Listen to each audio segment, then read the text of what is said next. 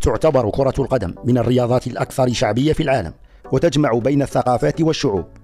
في هذا السياق تلوح في الأفق فرصة مثيرة لعشاق كرة القدم الجزائرية والإيطالية، حيث يتم التفكير في تنظيم مباراة ودية بين فريق شبيبة القبائل العريق ونظيره الإيطالي ميلان على ملعب تيزي وزو الجديد.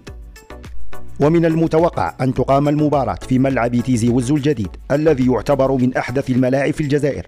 يوفر الملعب أجواء رائعة للمشجعين مع إمكانية استيعاب عدد كبير من الجماهير، بفضل تحديد موعد المباراة في فترة مناسبة مثل عطلة الصيف أو خلال فترة توقف البطولات المحلية لضمان حضور أكبر عدد من المشجعين.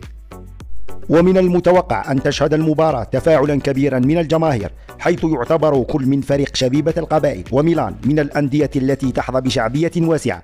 سيتطلع المشجعون لرؤية نجومهم المفضلين في الملعب، مما سيخلق أجواء احتفالية مميزة.